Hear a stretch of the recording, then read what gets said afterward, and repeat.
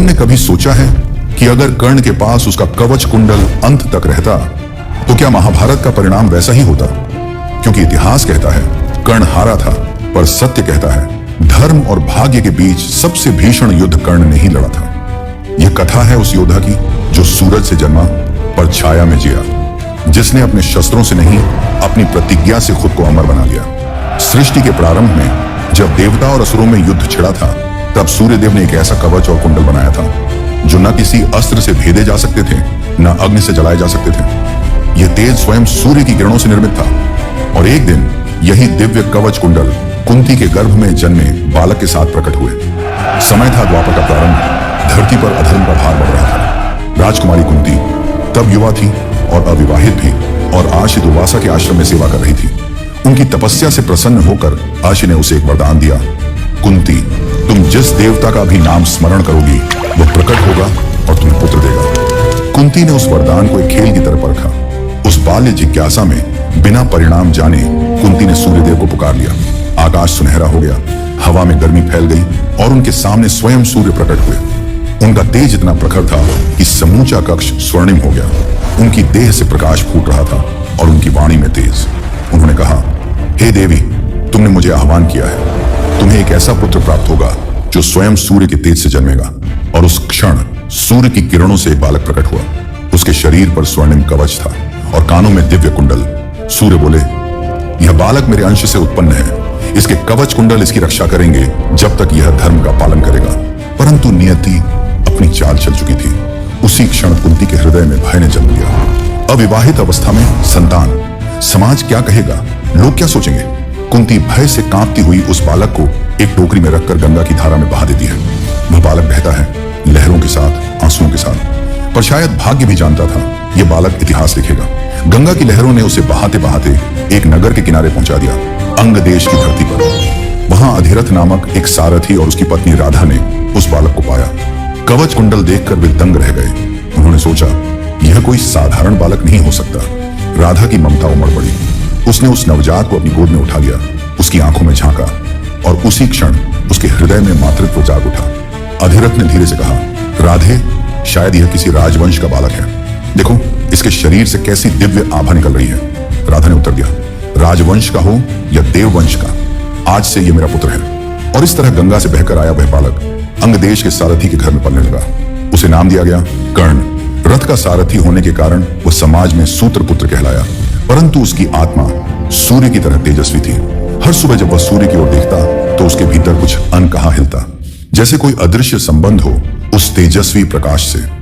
वह धनुर्विद्या सीखना चाहता था, लेकिन जाति के कारण उसे गुरु स्वीकार नहीं करते थे। फिर भी वह अभ्यास करता रहा, मिट्टी के ढेरों पर लकड़ी के धनुषों से, अपने ही बनाए बाणों से। हस्तिनापुर की धरती पर दूर दूर तक धनुष की टंकार गूंज रही थी। राजकुमार अर्जुन, भीम, युधिष्ठिर, नकुल और सहदेव गुरु द्रोण के आश्रम में शस्त्र विद्या का अभ्यास कर रहे थे। हर ओर अनुशासन, मर्यादा और साम्राज्य का गर्व झलकता था। उसी समय अंग देश से आया एक युवक कर्ण अपने मन में एक सपना लिए वहां पहुंचा। उसके पैरों में धूल, देह पर साधारण वस्त्र, पर आंखों में अग्नि थी। वह धीरे धीरे आगे बढ़ा और गुरु द्रोण के सामने झुका। गुरुदेव, मुझे धनुर्विद्या सिखाइए। मैं भी वही सीखना चाहता हूं जो आप राजकुमारों को सिखाते हैं। द्रोण ने एक क्षण उसे देखा। उनके अनुभव ने सब समझ लिया। वह कोई साधारण बालक नहीं। पर तभी एक शिष्य ने फुसफुसाकर कहा, गुरुदेव, यह तो सूत पुत्र है। द्रोण की दृष्टि बदल गई। सूत पुत्र? तब यह राजकुमारों के साथ कैसे खड़ा हो सकता है? धनुर्विद्या क्षत्रियों का धर्म है, तुम इसे नहीं सीख सकते। कर्ण के भीतर कुछ टूट गया। उसकी आत्मा चीत्कार कर उठी, पर उसने कुछ नहीं कहा। उसने सिर झुका लिया। वह लौट पड़ा, लेकिन उसकी आंखों में अपमान की अग्नि और आत्मसम्मान की ज्वाला जल उठी थी। उसी ज्वाला ने उसे आगे बढ़ाया, उस मार्ग पर जहां उसे समाज, धर्म, गुरु, यहां तक कि देवताओं तक से टकराना था। फिर वह गया परशुराम के आश्रम में। परशुराम, जिन्होंने प्रण लिया था कि वे केवल ब्राह्मणों को ही शिक्षा देंगे। कर्ण ने स्वयं को ब्राह्मण बताकर शिष्यत्व मांगा। परशुराम ने उसे धनुर्विद्या दी। दिन रात रक्त पसीने से कर्ण ने तप किया। उसके बाणों की गति इतनी तीव्र हुई कि पत्ते भी बिना आवाज गिरे। पर नियति फिर अपना खेल दिखाती है। एक दिन परशुराम की गोद में कर्ण विश्राम कर रहा था। तभी एक कीड़ा उसकी जांघ में घुस गया। रक्त बहने लगा, पर कर्ण शांत रहा। परशुराम जागे और बोले, कोई ब्राह्मण ऐसा दर्द नहीं सह सकता। सत्य बताओ, तुम कौन हो? कर्ण मौन हो गया। उसने सिर झुका लिया। गुरुदेव, मैं ब्राह्मण नहीं, मैं सूत पुत्र हूं। परशुराम के चेहरे पर क्रोध और वेदना दोनों थे। उन्होंने कहा, झूठ बोलकर प्राप्त ज्ञान शाश्वत नहीं होता। जब तुम्हें सबसे अधिक आवश्यकता होगी, उसी क्षण तुम्हारा यह दिव्य ज्ञान तुम्हें स्मरण नहीं होगा। यह कहकर उन्होंने उसे श्राप दिया कि ब्रह्मास्त्र विद्या उसी समय भूल जाओगे जब उसका प्रयोग करना सबसे आवश्यक होगा। यह शाप नहीं था, यह नियति की मुहर थी। फिर आया वह क्षण जिसने इतिहास की दिशा बदल दी, हस्तिनापुर का रणभूमि उत्सव। जब द्रोणाचार्य ने अपने शिष्यों की प्रतिभा दिखाने के लिए सभा सजाई, अर्जुन आगे आया, बाण छोड़े, तीर बिजली की तरह गिरे, सबने जयकार की। तभी एक अनजाना युवक रथ पर चढ़ा, कर्ण। उसने कहा, मैं भी यह कर सकता हूं। और जो किया वह अर्जुन से कम नहीं था। तीरों ने हवा चीर दी, लक्ष्यों को भेद दिया। तभी सभा के बीच से एक आवाज गूंजी, मैं हस्तिनापुर का युवराज दुर्योधन इस वीर को अंग देश का राजा घोषित करता हूं। सभा फिर से स्तब्ध रह गई। उस क्षण कर्ण को न केवल सम्मान मिला बल्कि पहचान भी। और उस दिन से कर्ण ने दुर्योधन को मित्र, भाई, स्वामी सब कुछ मान लिया। वहीं से शुरू हुआ इतिहास का सबसे जटिल बंधन। कर्ण और दुर्योधन, एक राजा का समर्थन और एक सूत पुत्र का सम्मान। युग बीतते गए, कर्ण की ख्याति फैलने लगी। सूर्य के समान उसका तेज हर ओर फैल गया। देवता भी उसकी शक्ति से विचलित हो उठे। इंद्र को भय हुआ, यदि कर्ण ने युद्ध में अर्जुन को मार दिया तो धर्म का संतुलन डगमगा जाएगा। उन्होंने ब्राह्मण का वेश धारण किया और भोर के समय कर्ण के पास पहुंचे। कर्ण रोज की तरह सूर्य को अर्घ्य दे रहा था। उसका नियम था, जो कोई भी मुझसे इस समय कुछ मांगेगा मैं मना नहीं करूंगा। इंद्र बोले, वत्स, मुझे तेरे कवच कुंडल चाहिए। कर्ण ने मुस्कुराकर कहा, ब्राह्मण देव, आप मुझसे जो मांगे वह आपको अवश्य मिलेगा। वह जानता था यह कोई साधारण याचक नहीं है। फिर भी उसने अपने शरीर से कवच कुंडल निकालकर दान कर दिया। रक्त बहा, पर उसके चेहरे पर कोई पीड़ा नहीं थी। समय आगे बढ़ा। हस्तिनापुर की राजसभा में जब दुर्योधन ने पांडवों को छल से हराकर उनका राज्य छीन लिया, तब समूचा सभा मंडल धर्म के पतन का साक्षी बना। उसी सभा में द्रौपदी को खींच कर लाया गया, एक ऐसी नारी जो 5 महायोद्धाओं की पत्नी थी, और उस क्षण अपमान की ज्वाला में झोंक दी गई। वहां उपस्थित सभी महापुरुष मौन रहे। धर्म उस दिन अपनी आवाज खो बैठा और अधर्म ने गर्व से सिर उठाया। कर्ण भी उसी सभा में था। वह जानता था कि जो हो रहा है वह अन्याय है, परंतु दुर्योधन के प्रति उसके प्रण और निष्ठा का भार उसके हृदय पर इतना भारी था कि वह सत्य के पक्ष में खड़ा नहीं हो सका। उसके भीतर का विवेक चीत्कार कर रहा था, किंतु उसकी वाणी मौन थी। जब उसने द्रौपदी के अपमान के समय अपने मुख से कठोर शब्द कहे, उसी क्षण उसका अंतर्मन टूट गया। उसके शब्दों ने उसे भीतर से जला दिया। वह जिसने अपने जीवन भर दान, मर्यादा और सम्मान का पालन किया, उसी ने उस दिन अपमान के क्षण में अपने ही तेज को कलुषित कर दिया। उस दिन से कर्ण का हृदय शांत नहीं रह पाया। राजमहल की दीवारों में सोने की चमक थी, पर उसके भीतर शून्यता भर गई। पांडवों के वनवास पर चले जाने के बाद भी कर्ण के मन में कोई उत्सव नहीं था। वह प्रतिदिन प्रातःकाल सूर्य की ओर नमन करता, जैसे अपने पिता से मौन संवाद करता हो, मानो पूछ रहा हो कि क्या वह धर्म से भटक। उत्तर मौन में ही मिलता, पर उस मौन में भी एक संदेश होता कि जो व्यक्ति सत्य की खोज में जूझता है वही अंततः धर्म का अर्थ समझता है। समय के साथ कर्ण का तेज बढ़ता गया। सूर्य की शक्ति जैसे उसके भीतर प्रवाहित होती थी। उसने शक्ति अस्त्र को सहेज कर रखा, वह दिव्य अस्त्र जो एक बार चलने पर किसी को भी मृत्यु दे सकता था। पर भाग्य फिर उसके जीवन में एक नया अध्याय लेकर आया। एक दिन उसका रथ एक ब्राह्मण के खेत में धंस गया और अनजाने में उस ब्राह्मण के पशु मारे गए। ब्राह्मण ने क्रोध में उसे श्राप दिया कि जब कभी उसका रथ युद्ध भूमि में धंसेगा वह असहाय होगा और उसी क्षण उसका अंत होगा। कर्ण ने उस श्राप को भी विनम्रता से स्वीकार किया। उसे पता था कि यह भी उसके भाग्य का हिस्सा है और भाग्य से लड़ना उसके जीवन की नियति है। दिन ढल रहा था। हस्तिनापुर की धरती पर युद्ध के बादलों ने अपना रंग गाढ़ा कर लिया था। कुरुक्षेत्र, जहां कभी अर्षियों ने यज्ञ किए थे, अब वहां रथों के पहिए, तीरों की वर्षा और रणघोष की गूंज थी। युद्ध का नाम था धर्म युद्ध, पर इस युद्ध में धर्म कहां था? हर योद्धा अपनी अपनी निष्ठा, अपने अपने सत्य के लिए लड़ रहा था। कर्ण का रथ महाविनाश की दिशा में बढ़ चुका था। उसके मन में वर्षों से सुलगते प्रश्न अब धुएं बनकर आसमान में उठ रहे थे। क्या वह वास्तव में अधर्म के पक्ष में है, या वह उस मित्रता के धर्म का पालन कर रहा है जो उसने दुर्योधन से निभाने का प्रण लिया था? कर्ण जानता था उसका हर निर्णय उसे मृत्यु के करीब ले जा रहा है। फिर भी वह पीछे नहीं हटा, क्योंकि उसने अपने जीवन में केवल 2 बातें सीखी थी, दान और वचन, और दोनों का उसने कभी उल्लंघन नहीं किया। कुरुक्षेत्र का युद्ध बस शुरू होने वाला था। कर्ण अपने तंबू में अकेला बैठा था। दीपक की लौ कांप रही थी और बाहर हवा में रेत उड़ रही थी। वह अपने कवच कुंडल रहित शरीर को छूकर सोच रहा था, मैं मैंने अपना कवच खुद दान दे दिया। क्या ये मेरी गलती थी या यही नियति थी? उसी वक्त तंबू के दरवाजे पर एक छाया पड़ी। वह कुंती थी, उसकी असली मां। कर्ण ने उन्हें देखा और समझ गया कि अब सब सच सामने आने वाला है। कुंती की आंखों में आंसू थे। उन्होंने धीरे से कहा, पुत्र, मैं तुम्हारी मां हूं। कर्ण कुछ पल चुप रहा, फिर बोला, मां, आपने मुझे आज पहचाना जब मैं जीवन के अंतिम मोड़ पर हूं। कुंती फूट फूट कर रो पड़ी। उन्होंने कहा, पुत्र, मैं तुमसे बस एक वचन मांगने आई हूं, युद्ध में 5 पांडव जिंदा रहें।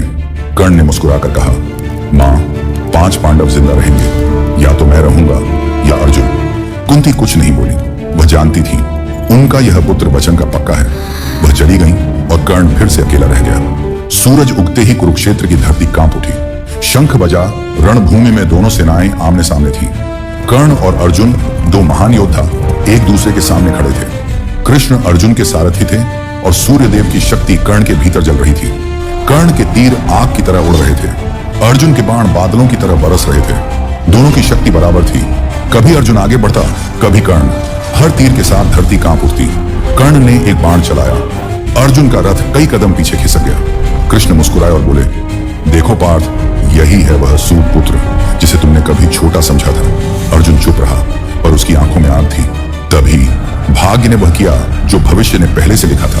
लड़ते लड़ते अचानक कर्ण का रथ कीचड़ में धंस गया।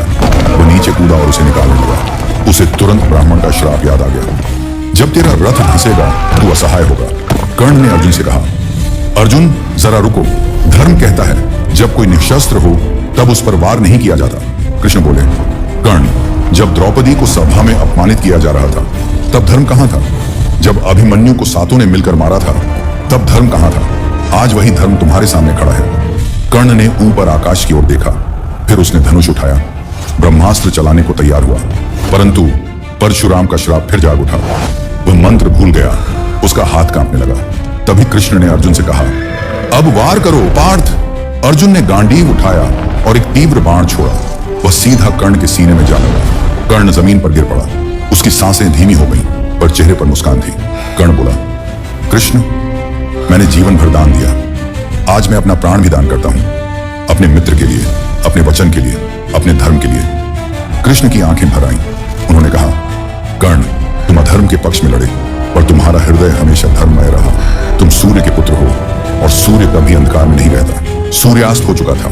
कुरुक्षेत्र की धूल में वह सूर्य पुत्र स्थिर पड़ा था। धरती मौन थी। कर्ण अब चला गया था, पर उसकी कथा अमर हो गई थी। कुरुक्षेत्र की धूल थम चुकी थी, परंतु एक धूल थी जो कर्ण के जाने के बाद भी हर हृदय में बैठ गई थी। युद्ध समाप्त हो चुका था। कुरुक्षेत्र की भूमि अब श्मशान जैसी शांत थी। अर्जुन, भीम, नकुल, सहदेव और युधिष्ठिर, 5 भाई एक ही बात से विचलित थे। कर्ण वास्तव में कौन था? कृष्ण गंभीर हो गए। उन्होंने पांडवों को अपने पास बुलाया और कहा, समय आ गया है वह सत्य बताने का, जो सुनकर तुम्हारे हृदय कांप उठेंगे। कृष्ण उन्हें उस स्थान पर ले गए जहां कर्ण निष्प्राण पड़ा था। उसका शरीर सूर्यास्त की अंतिम किरणों में अब भी तेज दे रहा था। कृष्ण ने धीमे से कहा, युधिष्ठिर, यह तुम्हारा सबसे बड़ा शत्रु नहीं था, यह तुम्हारा बड़ा भाई था। युधिष्ठिर जैसे पत्थर बन गए। अर्जुन की आंखों में आंसू भर आए। भीम का गुस्सा टूटकर पश्चाताप बन गया। नकुल, सहदेव जमीन पर गिर पड़े। अर्जुन बोला, मेरा बड़ा भाई, और मैंने ही उसे मृत्यु दी? कृष्ण ने हाथ उसके कंधे पर रखा। अर्जुन, यह वही कर्ण था जिसने जीवन भर तुम्हें अपना प्रतिद्वंदी माना, पर दिल में कहीं ना कहीं तुम्हें अपना प्रिय मानता था। वह लड़ रहा था धर्म और अधर्म के बीच नहीं, वह लड़ रहा था आरम और वचन के बीच, और वह दोनों में जीता, दोनों में हारा। तभी आकाश में एक तेज फैल गया। मंद मंद सूर्य की रोशनी जैसे कान में कुछ फुसफुस आ गई, जैसे स्वयं सूर्यदेव कह रहे हैं, कर्ण ने अपना जीवन खोया नहीं, उसने अपना जीवन दान किया है। वह सूर्य पुत्र था और सूर्य कभी अस्त नहीं होता। उस पल कुरुक्षेत्र की हवा भी रुक गई। पांडव चुप थे। कृष्ण की आंखों में करुणा तैर रही थी। युधिष्ठिर आगे बढ़े, कर्ण के सिर के पास बैठ गए और कहा, आज मैंने वह युद्ध हार दिया जो किसी रणभूमि में नहीं, मेरे मन में चल रहा था। हे भ्राता, तुम्हारे विरुद्ध लड़ना मेरा सबसे बड़ा पाप था। उन्होंने कर्ण के शरीर को अपने हाथों में उठाया और पहली बार कहा, आज से संसार तुम्हें सूत्र पुत्र नहीं, दानवीर कर्ण कहकर याद करेगा। कर्ण की देह अग्नि को समर्पित की गई, पर उस अग्नि में घी नहीं, एक युग का दर्द जल रहा था। और इस तरह कुरुक्षेत्र ने उस सूर्य पुत्र को विदा किया जो जन्म से नहीं, अपने कर्मों से महान बना, जिसने शक्ति से नहीं बल्कि अपने सिद्धांतों से इतिहास पर अमिट छाप छोड़ी। अगर यह कथा आपको छू गई हो, अगर कर्ण की संघर्ष यात्रा ने आपके भीतर एक नई आग जगाई हो, तो इसे औरों तक अवश्य पहुंचाइए। इस वीडियो को लाइक कीजिए, इस अमर कथा को शेयर कीजिए, और अगर ऐसी महाकाव्य कथाएं आप दिल से महसूस करते हैं तो चैनल को सब्सक्राइब कर लीजिए, क्योंकि यहाँ हम सिर्फ कहानियां नहीं बताते, हम उन नायकों को उजागर करते हैं जिनकी रोशनी आज भी हमारे भीतर कहीं